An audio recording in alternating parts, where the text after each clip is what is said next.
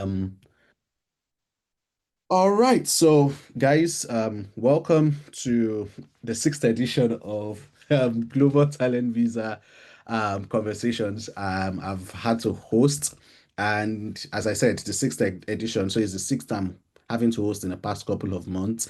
And I'll be doing a quick introduction of myself very briefly, but the focus of today's session is just such that we will be discussing more of the frequently asked questions people have probably maybe asked me or other persons on how to get started on global talent visa. So as I said, I promise it's going to be so engaging and um, would address most of these questions as we may have. So I'll be getting started with a quick intro of myself. So who am I? So my name is Yomi, and I'm a senior software engineer. I'm a technical product lead. I've been in the engineering space for 6 to 7 years professionally, and I also am a global talent awardee.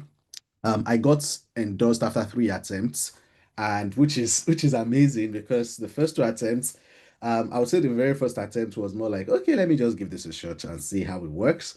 The second attempt was when I saw my friends getting it, and I felt, okay, maybe I could qualify for this thing, but I had limited knowledge on how this really works. And then the third attempt was at a point where I've shared this story a number of times, was at the point when I was my sponsorship was about being withdrawn because my role was made redundant. So I felt, okay, this is a time for me to actually get this like properly serious, right? And I want to see if I how this would show with me on the side. I don't know. I've never tried this before. Let's see. Okay, I'm just trying something here. Okay, I think this might work. I don't know how it's showing on your end. If it's showing me in on the background. Yeah.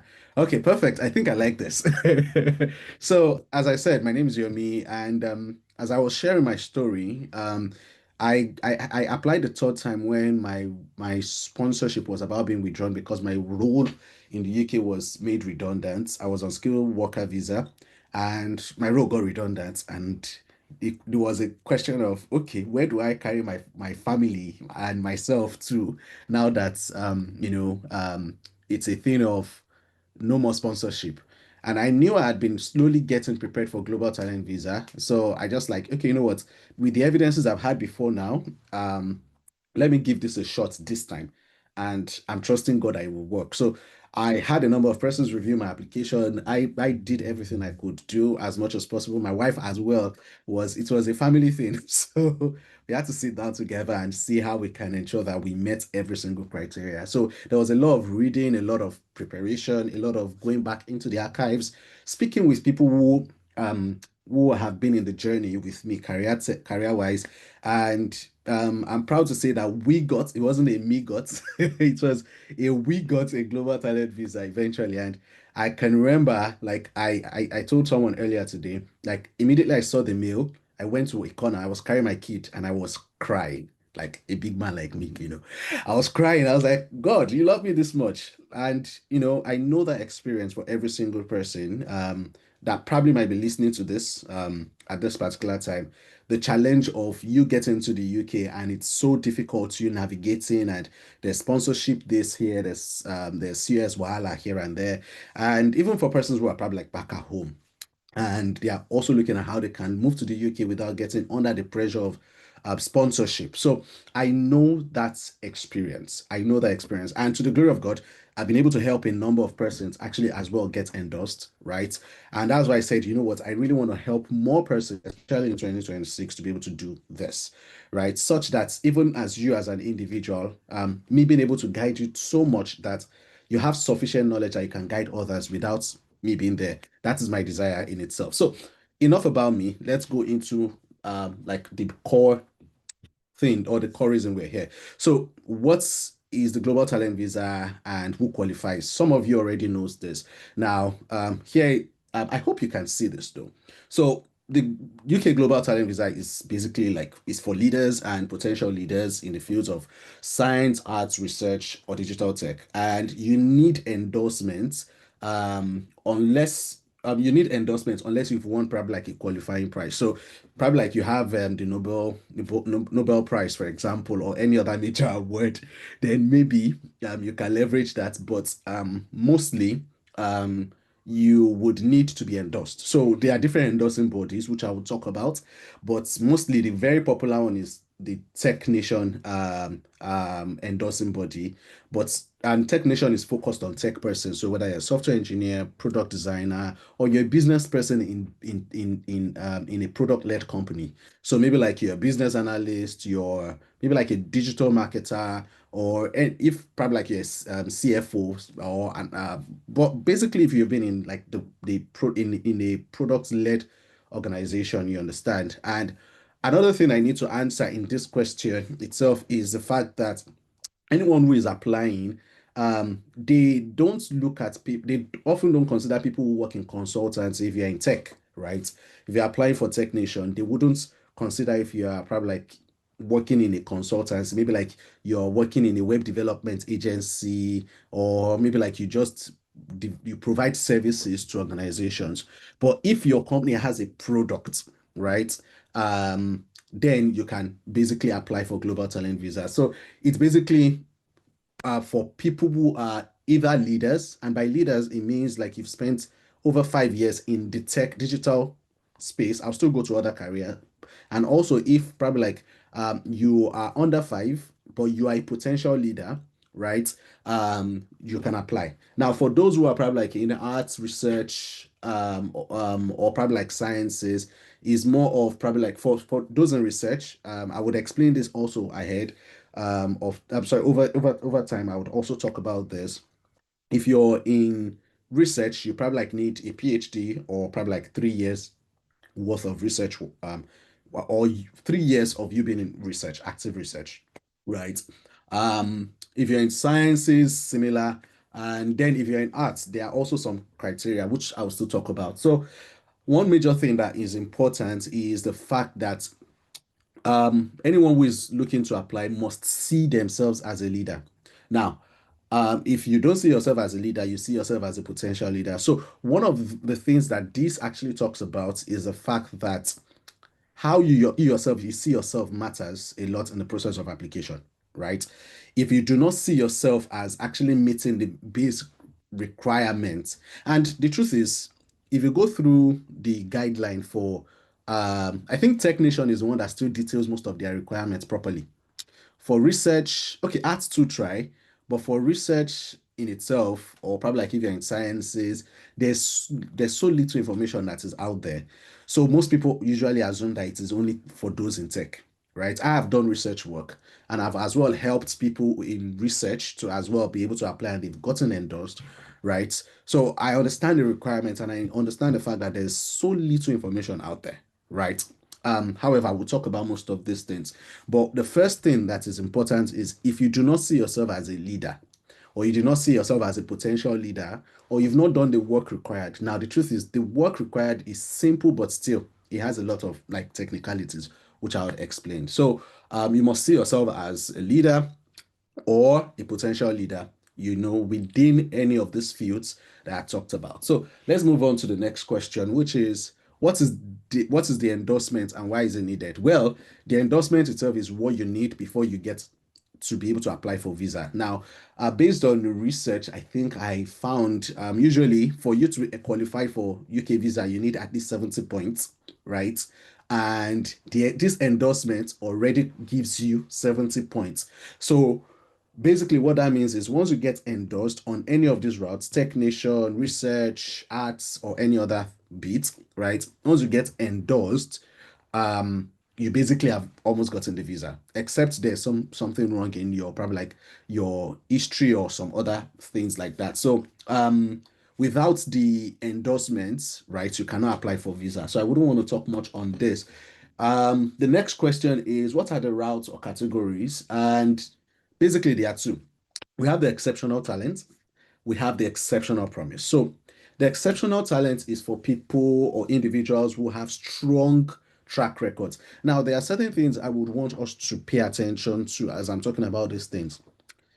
In you putting together all of your documents that you want to put as, oh, this is what I've done over the course of the years.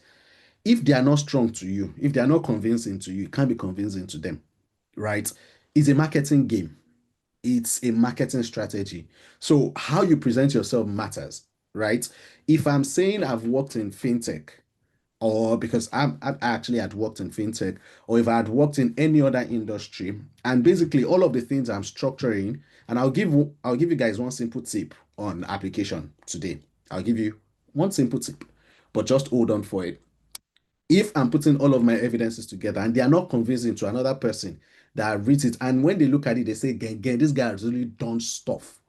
And it's not about like much of what you've done. Yes, you need to have done stuff, but you need to be able to sell a story. You need to be able to sell a convincing story that they don't have any element of doubt of who you are, even because the truth is you won't be there in the room when they are reviewing your documents. So how do you structure all of these things to ensure that even when you are not there, the document is speaking for you and they don't have a reason to doubt you?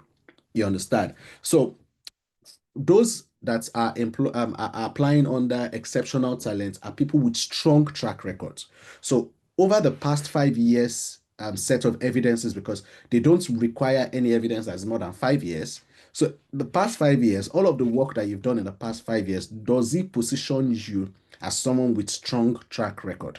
Now, if you think you do not meet that requirement, then you probably are an exceptional promise person. And what does this mean? That means you're on the trajectory towards being a leader. So they see that this person, he has not gotten there, but he has that potential to be a leader in the future. You understand? This doesn't mean you undersell yourself, but this only you have to just try and find a way to ensure that you show that whatever you're submitting shows that you are on that trajectory. You understand? Now we'll still talk about a few other things, and I'll be chipping in a few hints along the journey. Now, what fields are eligible for the GTV? So, sciences, engineering, humanities, social sciences, digital technology, art and culture. So basically, again, just to reiterate, it's not only tech people that Global Talent Visa is for, right? If you're in sciences, if you're in engineering, if you're in humanities, if you're in social sciences, if you're in digital technology, art and culture, you can apply. It's just that there are different endorsing bodies, right? So you have to look for the endorsing body for your route.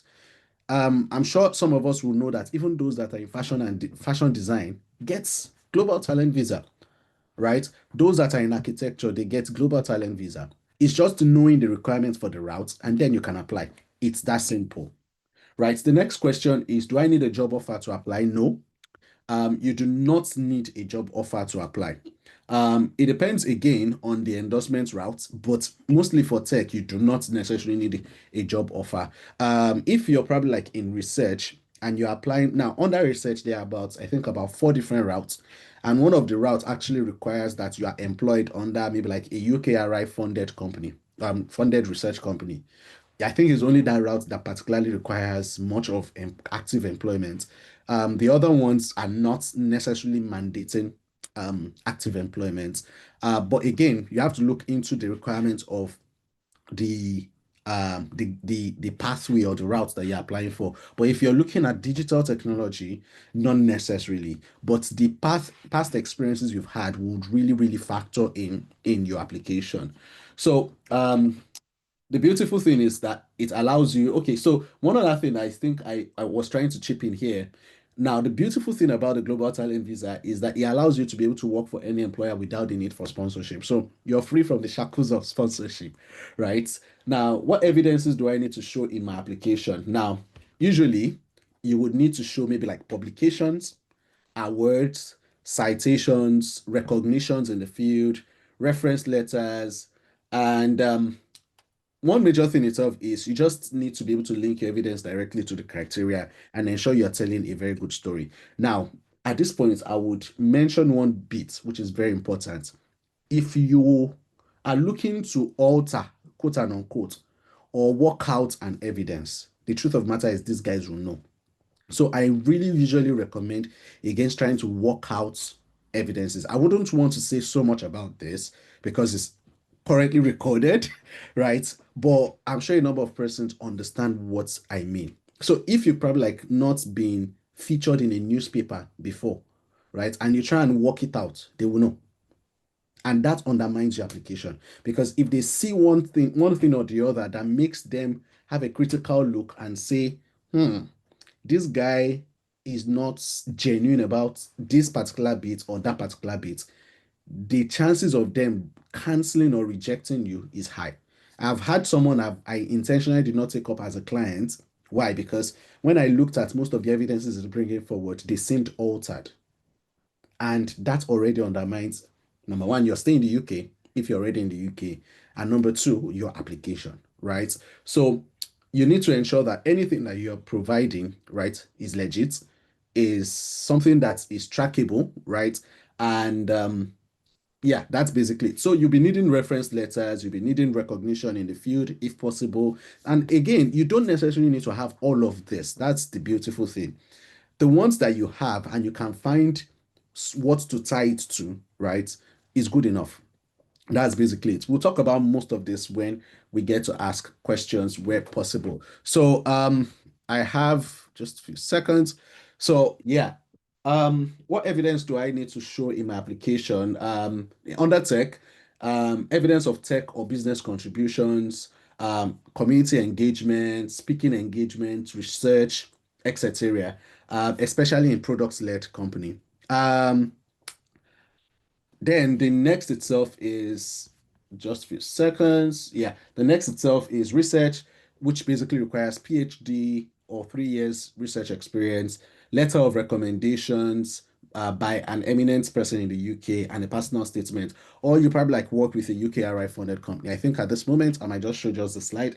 And then if you're in arts, fashion, music, it depends on the route. So you might have to check the detailed global talent visa guideline for that particular route. So I'll just explain very briefly. Now, if you're in tech, you need 10 pieces of evidence, right? And your evidences must, number one, I will still talk about the different routes, but your evidences must cut across evidence of work you've done. So now, there's another thing I usually reiterate to people here, which is the fact that, and I think I might need to show my face a bit. Now, number one, please, any evidence you want to show, ensure that it is showing impact. Impact. Like impact. Don't try and repeat your job description, right? Don't try and repeat your job description. Your evidences must show impact. So, what is the impact of what you've done, right, within the industry, within the market? That is what they want to see. That is what, and that's why most people fail in getting endorsed. Impact. Contribute community engagement. So probably like you've spoken, you've probably like contributed to open source or any other thing. Again, impact. What is the significance of that thing within the ecosystem? If you probably like had speaking engagement, again, impact. So research, you've done research, impact, right? I'm speaking like a typical Yoruba boy now. Like impact is very important. And if you're probably like looking at research as well, that's under the research route. What they want to see also is the impact of your research work. I have someone who got endorsed, and the first time he applied and didn't get, right, he's a PhD candidate, or if actually he has a PhD, right? And the first time he applied before he came to me, right? He basically just talked about the fact that, oh, my research has been able to do this and done that and done this and done that. But he failed to iterate or reiterate the impact. So when he came and I looked at the application, I said, see, boss, this your case is simple. It's a very simple matter. And you're going to be reapplying. There's nothing to appeal here. Just reapply, right? But in you reapplying, it's a simple thing. Just focus on the impact of what you've done within the industry which you have done research, right? I tell you, it got to the second time, right? And it got a 3 year route. That's exceptional talent visa. So again, impact. I just wanted you to see my face why I emphasize that. And the same thing cut across the others. What they really want to see in your application is the significance of what you've done, right? So it's not just a case of, oh, I've done this, so they should give me, I have 20 years experience, 25 years experience. Impact, impact, impact, impact. I think we can end this session on just that topic because that gives answers to most of the challenges that every other person face out there.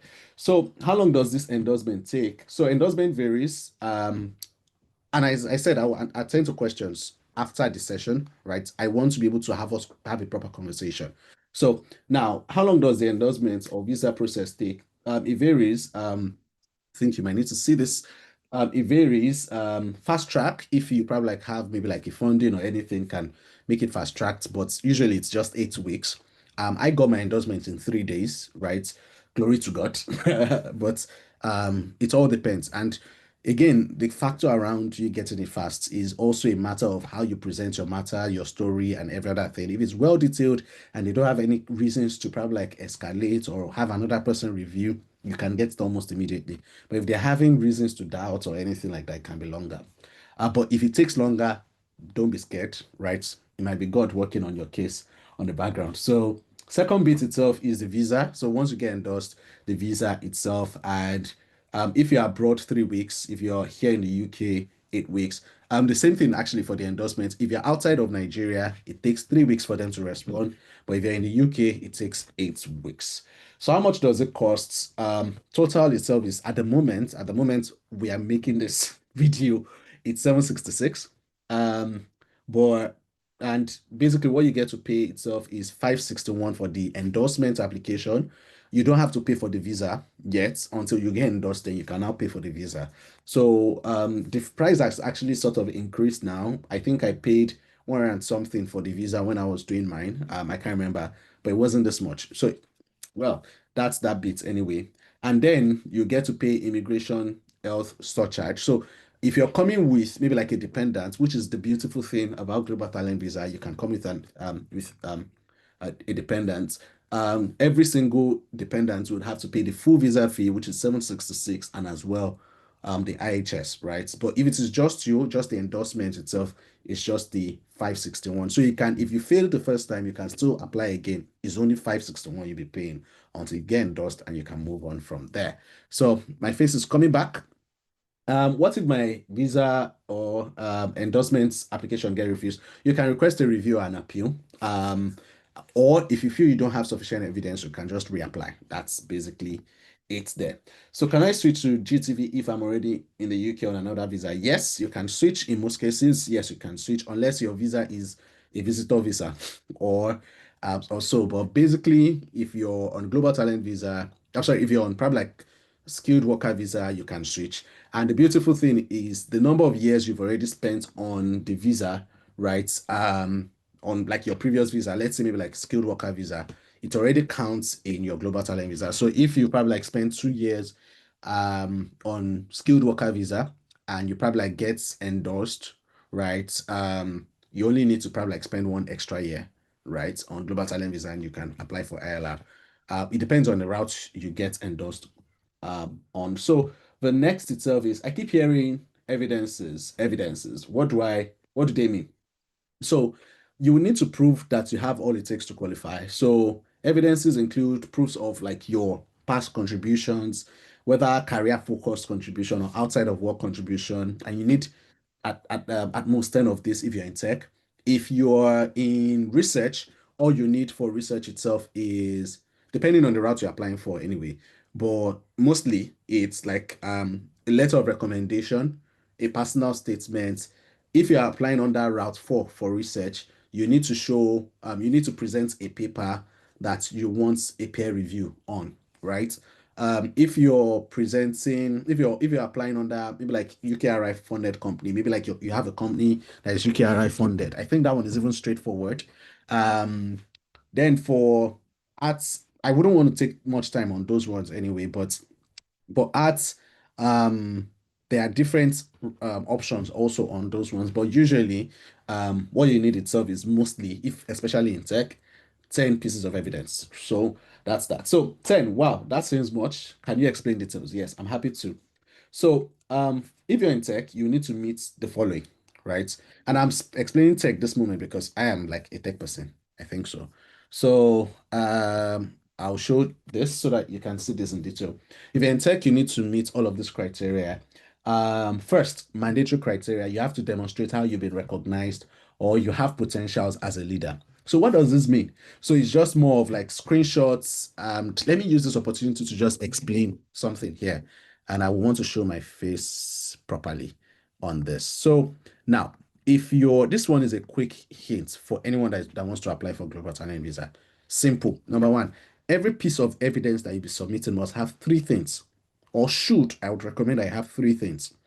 Number one, a summary of the impact. Summary, it doesn't have to be much. Summary of your impact. Second thing is the screenshots of those evidences. So probably like you've made business contribution. So let's say financial statements, profit and loss, and all of those things. If it is maybe like code, screenshot of like your code commit and all of that. This is specific to tech, I think, at this particular moment. Then the third thing itself is a reference letter. That is the when they say balanced diet, that's the balanced evidence document. Reference letter by whosoever you worked with or probably like did a collaboration with, screenshots of the evidences that you have, right? And as well, a summary of your impact, not just a summary of what it is, a summary of the impact that part, just so a summary of what that is about and as well the impact it made. Simple, simple, and you have a very solid evidence. That's a secret tip for anyone that's joined today or probably like listening at this moment. So mandatory criteria, let's go back to this. Mandatory criteria, how you have been recognized or you have potentials as a leader. Optional criteria, one, proof of innovation. Um, Now, proof of innovation, I usually tell people to, I will share my face again here. If you're going for global talent visa and you want to use any of the options, please try as much as possible, unless you are like a what's it called? Maybe like you have a startup that is a unicorn, right? Probably like you raise millions, right? If you can try and avoid proof of innovation, please, I beg you, avoid it.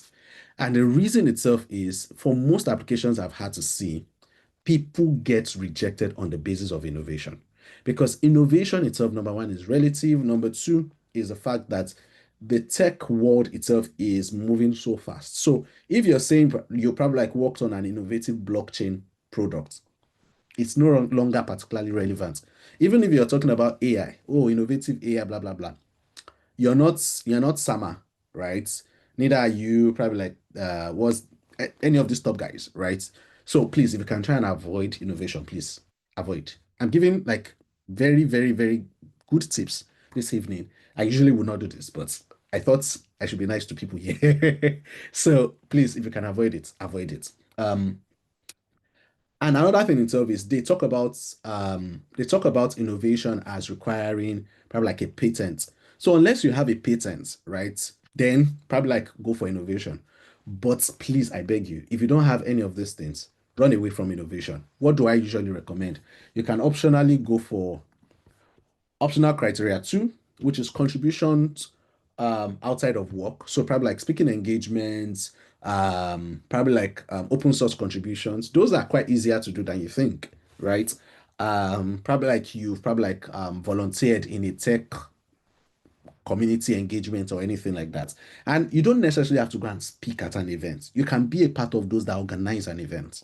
You understand? Be a part of those that are organizing maybe like a regional Google developers, experts community and that kind of thing. But I'm speaking mostly to people that this may apply to in tech at this particular moment. Um, in optional criteria three, which talks about evidence of technical or business contribution. So more of screenshots of those financial transactions and all of those things. Then optional criteria four are for people who do research, right? So you can probably like include research alone can give you about five different evidences, just research, because you can get an award under research. You can get a letter from someone that you did the research with, probably like your supervisor. The paper itself that you probably like did research on is an evidence in itself. The conference you go and speak to probably like present the paper is an evidence in itself. And there's one other one I can't remember, but about five evidences just alone in research. I know someone that I helped with the application process, and heavily their stuff is very heavy on the research side of things, even if it's technician, right? So that's just it. So again, one quick thing is every activity that you are providing evidence for should have occurred within the last 5 years. So I have someone that applied once and The person has, I think, about 25 years experience within fintech. Unfortunately, the person got rejected. Why? Because the person provided evidences that are beyond the 5 years and all of that. So they don't care if you've had over 25 years experience. All they just want to see is the past 5 years, what have you been up to? Because that's more relevant to the application, right? So again, questions in the chat. I'll be happy to address every one of them after I am done. So please just keep dropping them and I'll address all of those questions. So I don't think I have enough evidence. Can I apply? Not yet. Hold it. Hold it. I think this is where my face comes back. I don't know. Yeah. Hold it. Don't apply yet. Any evidence that you're submitting must have been 4 months before you apply. So any evidence you want to work on must have been ready 4 months before you go and apply, right? So you need to ensure that you've met every relevant criteria before applying. Um, so how do I know if I'm ready? So we built this tool. I don't know if you can see. We built this tool. It's free to use. Actually, it's free to use. We have AI credits that we are burning. So please use it, right? But there's a paid option that actually allows you see like the details of everything that you need to meet up with. So if you have gaps and all of those things, can meet up with those gaps. So please take advantage of this tool. But again, you can use the paid option. First is a means of support so that we can keep the application as free as possible, right? And also, it gives more details as to like how your application needs to be structured